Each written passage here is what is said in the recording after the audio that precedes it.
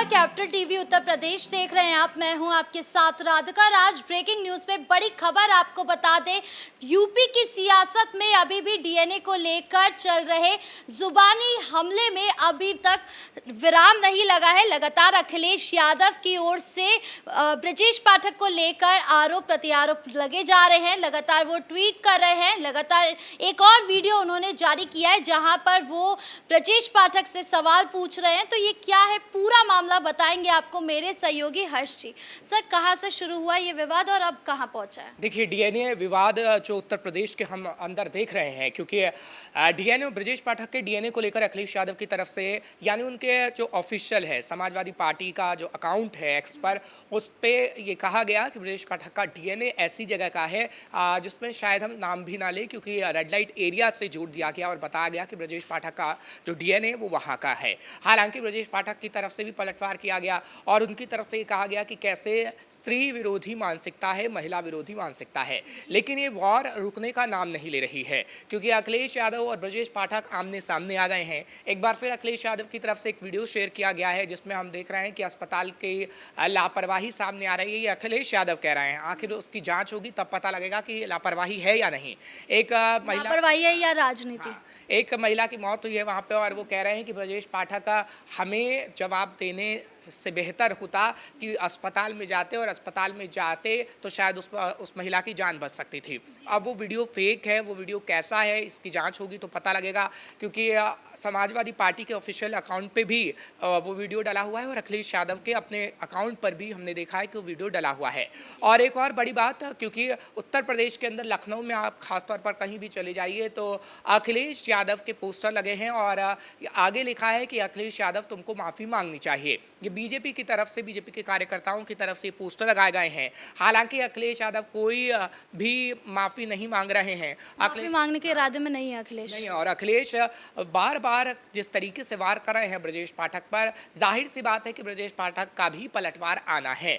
लेकिन ये कहीं ना कहीं राजनीति हो रही है दलित समुदाय को लेकर, ब्राह्मण समुदाय को लेकर, और अखिलेश यादव भी साध लेना चाहते हैं बातों बातों में, चाहे फिर वो ब्राह्मण हो या फिर उनका पूरा पीढ़ी का फॉर्मूला जिस तरीके से वो लाते रहे हैं। क्योंकि हमने देखा है कि अखिलेश यादव मंच से कभी ब्राह्मणों की बात कर रहे हैं तो कभी पीढ़ी के फॉर्मूलों की बात कर रहे हैं। और अब तो अखिलेश यादव की तरफ से, जैसे हमने अपने दर्शकों को कल बताया कि बीजेपी उन्हीं विधायकों को टिकट देगी जिन्होंने काम किया है, और जो अपने इलाके के अंदर काम नहीं करेगा उससे टिकट काट देगी। अब अखिलेश यादव की तरफ से ये रणनीति अपनाई जा रही है कि जो भी विधानसभा क्षेत्र होगा उसमें कितनी जाति के लोग हैं और उन जाति की ज़्यादा संख्या होगी तो अखिलेश यादव की तरफ से उन्हीं को मैदान में उतारा जाएगा। हालांकि अखिलेश यादव अब ऐसी कोशिश जरूर कर रहे हैं, लेकिन पहले हमने देखा है कि अखिलेश यादव किस तरीके से अपने पसंदीदा चेहरों को ही वो टिकट दिया करते थे। यानी एक तरफ वो ब्राह्मण और पंडित की बात कर रहे हैं और दूसरी तरफ वो ब्रजेश पाठक पर अभद्र टिप्पणी कर अपने जो वोट बैंक है, ब्राह्मण चेहरा, उन सबको निशाना साध रहे हैं। बिल्कुल, यही दोहरी नीति उनकी समझ में नहीं आती। एक तरफ आप कहते हैं कि हमारे पीडीएम में पंडित जी है, दूसरी तरफ आप ब्रजेश पाठक का डीएनए रेड लाइट एरिया का बता देते हैं। तो आप आखिर क्या कहना चाहते हैं?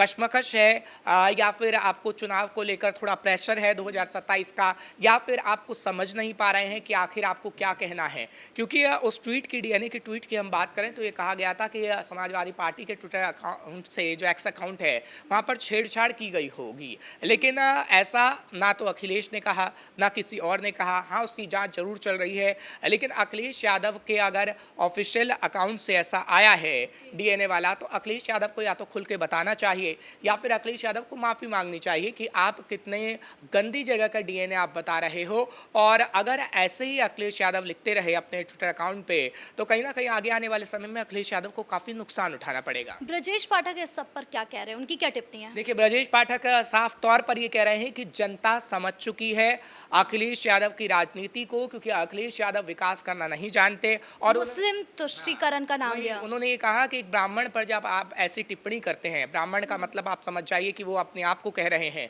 और बता रहे हैं कि जो 17 से 18% ब्राह्मण हैं वो कहीं ना कहीं हमारे पक्ष में ही हैं। आप चाहे जितना भी माहौल बना लीजिए, चाहे फिर पी को आप पंडित जी बता लीजिए या फिर कोई भी वीडियो आप जारी कर लीजिए, लेकिन अब जनता समझ चुकी है कि अखिलेश यादव का राज दोबारा नहीं आने वाला।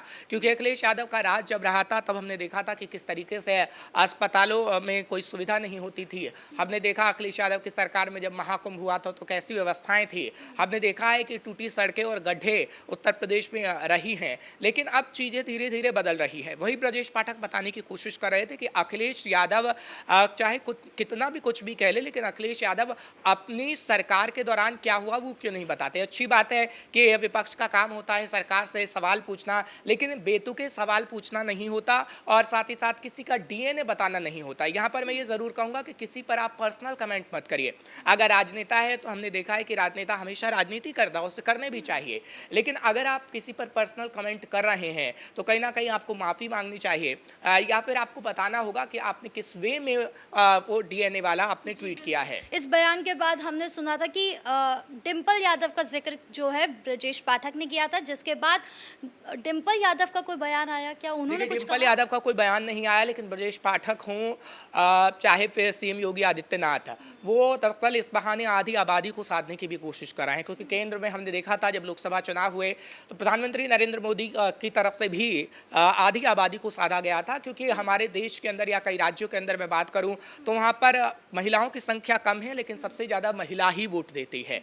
और ये बहाना आप कहें या फिर कह लीजिए एक रणनीति का हिस्सा, या फिर अखिलेश यादव ने ऐसे बैठे बैठाए मुद्दा दे दिया है बीजेपी को, जो मुद्दा वो उठा रही है और बता रही है कि कैसे स्त्री विरोधी अखिलेश यादव है। ना तो डिम्पल यादव की तरफ से कोई जवाब दिया जा रहा है और बार बार ब्रजेश पाठक महिलाओं का ही जिक्र कर रहे हैं, क्योंकि हमने देखा था पिछले चुनाव जब हुए थे उत्तर प्रदेश में तो सबसे ज़्यादा महिलाओं की तरफ से वोटिंग की गई थी। और इस वक्त हम देख रहे हैं कि योगी आदित्यनाथ की तरफ से किस तरीके का माहौल महिलाओं के लिए बनाया जा रहा है।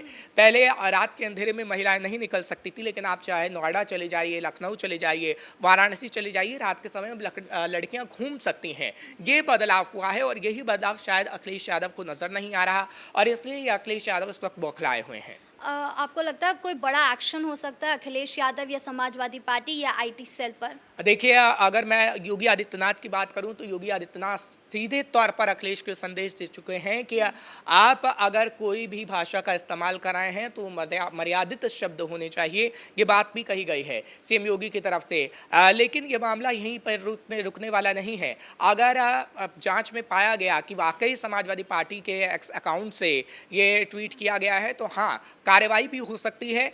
लेकिन अभी ये पता लगाने की कोशिश की जा रही है। लेकिन हम ये पता लगा रहे हैं इस वक्त, क्योंकि अखिलेश यादव जिस तरीके से ब्रजेश पाठक पर हमलावर है, क्योंकि उन्हें कोई पछतावा नहीं है। अगर समाजवादी पार्टी की तरफ से ये ट्वीट किया गया है तो उनके चेहरे पर कोई पछतावा नहीं दिख रहा है और स्त्री विरोधी मानसिकता कहीं ना कहीं नजर आ रही है। तो आप ये समझ सकते हैं कि अखिलेश यादव की जो रणनीति है वो इस बार भी काम नहीं आएगी, क्योंकि उपचुनाव में जो रणनीति अपनाई गई थी वो तो धाराशायी हो गई। अब जो भी रणनीति बनाई जा रही है राधिका, वो 2027 को लेकर बनाई जा रही है। आपको लगता है कि ये अखिलेश यादव की जो रणनीति है कहीं ना कहीं कंफ्यूजिव होती जा रही है, क्योंकि वो हिंदू विरोधी भी बयान दे रहे हैं, वो स्त्री विरोधी भी बयान दे रहे हैं, और जब वो मुस्लिमों का साथ दे रहे हैं तो वहां पर भी उनको मुस्लिम तुष्टीकरण का उन पर आरोप लग जा रहा है। आरोप ब्रजेश पाठक भी लगा चुके हैं। उनकी तरफ से कहा गया कि अखिलेश यादव का डीएनए मुस्लिम तुष्टीकरण का है। हाँ, आप सही कह रही हैं, क्योंकि कंफ्यूजन कहीं ना कहीं अखिलेश यादव को रहता है।